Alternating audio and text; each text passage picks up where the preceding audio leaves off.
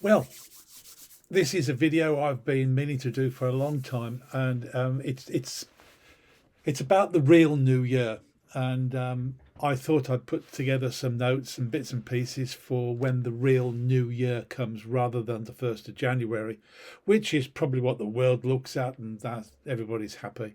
But it's not the real New Year. The solar New Year is the one that we should be looking at, and it falls round about December 21st. This year it's the 21st, about 9 in the morning.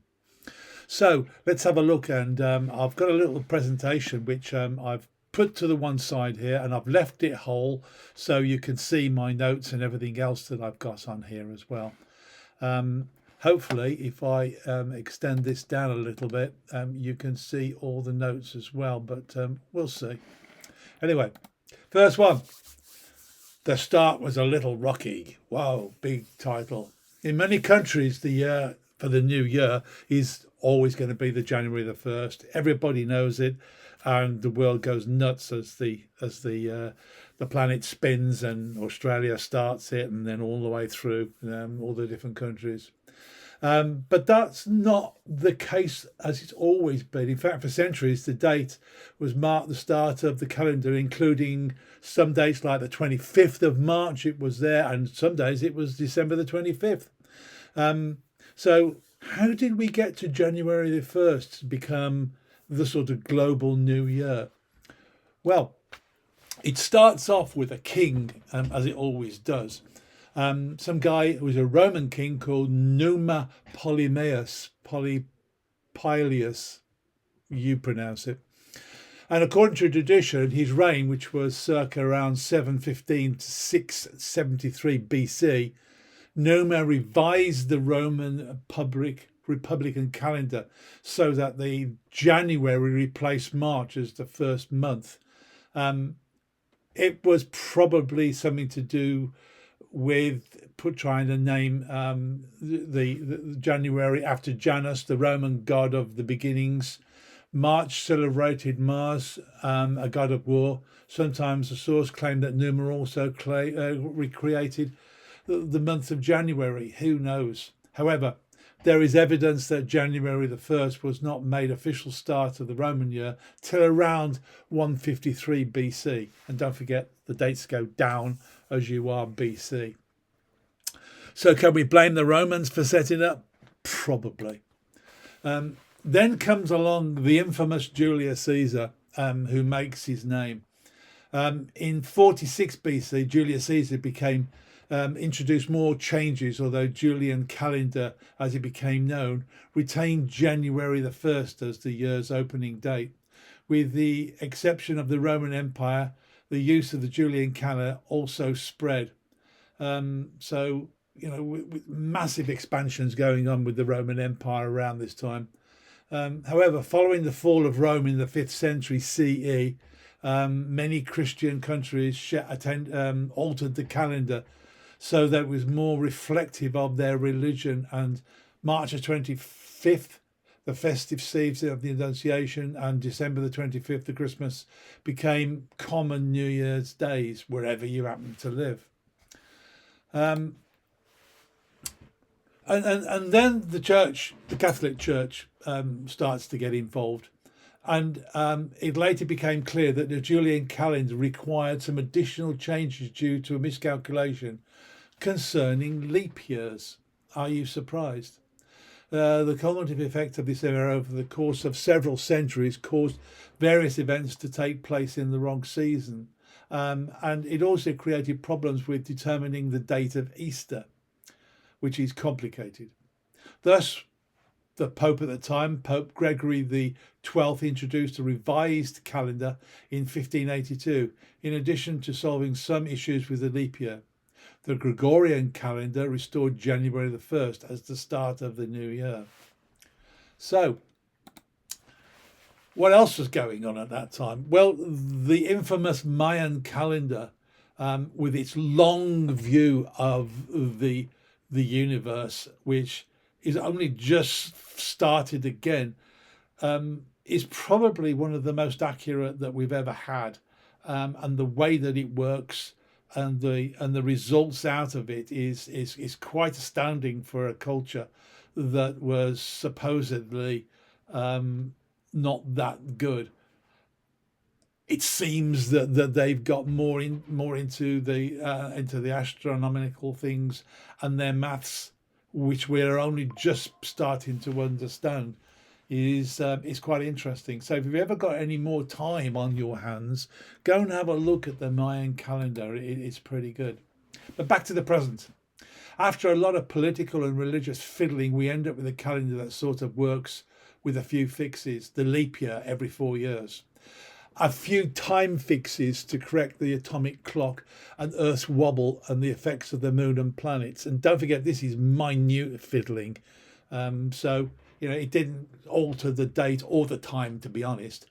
January the 1st, gone midnight, we're all celebrating at the same time as the Earth spins. But it's not the correct date. And fixing it might be a bigger pain than it's worth. But for me, I'm quite happy to look at the 21st as being the real New Year, and for me, it's all down to the spin of the Earth around the Sun and our tilt, and we've got several different types of celebrations going on. So we got the equinox, which is the equal days either side of the Earth's orbit, and the solstice, the summer solstice and the winter solstice. And the winter solstice is the new year. This idea of the planet always pointing in the right direction comes into some of the equations that we've got. And everybody says, what is it? And my answer is gyroscopic rigidity. I know what it is. I'm a technician, really. So, things like this sort of fascinate me. But nobody that I was talking to really understood it. So I found a video of the way that it works by Tim Peake. And he shows it. In fact, he's not the only one who's done it on the space station, but he shows that if you spin a little toy gyroscope, you spin it up, pull the string and it sits there, and you try and move it around an orbit, it always points in the same direction. It's fascinating. I've put a link to this video down below. So go and have a look at it. It really is fascinating to watch how the orbit isn't affected. No, the pointing of Earth's tilt is never affected by the orbit. It all stays in the same direction. As it goes around the sun, it just keeps staying in the same place. So the equinox, this I've stolen from Wiki, and I've put the link here for you. And I'll put a link to my presentation up on the notes. But it's easy to determine now, and we know exactly when it's going to be. So hopefully you can see this. But 9:20 in December this year, on the 21st, it will be the right time. There is the 25th, and notice it sort of goes, it goes up into the afternoon simply because of the misalignment in timing of the Earth coming round, and it changes from year to year. So there we go, and we're back to 2 o'clock in the morning, and then 8:20, and then the time then. So 2030 might be an interesting year. Why the difference between the 21st and the 1st of January? It's probably down to the time it took to calculate the difference between the Earth, and as it tilts around that corner and starts its path down the other side of the Earth's orbit. And it took a little time to work out accurately. And that's my thinking on it. Probably it's more down to certain rulers throughout the ages wanting to settle festivals, and an awful lot of ego. I mean, Julius Caesar, massive amount of ego. So it doesn't matter really we're fixed now for the 1st of January, and it probably won't change, and we're stuck with it. But if you're a bit like me, let's do it and drop a glass of beer at the right date. Another thing that comes up in this idea of the Earth's tilt, and people look at the globe and they think, I mean, if you look at mine, I mean, I have one here. It's just a little toy globe. And mine doesn't actually show, although I did actually mark on it one day where the Tropic of Cancer and the Tropic of Capricorn are. But they're basically, the Tropic of Cancer is there and the Tropic of Capricorn is down the bottom there. And it's the positioning of the Earth where the sun is the last point where it becomes perpendicular to the surface of the planet. So that's the top and the bottom of Earth's a spin around the sun.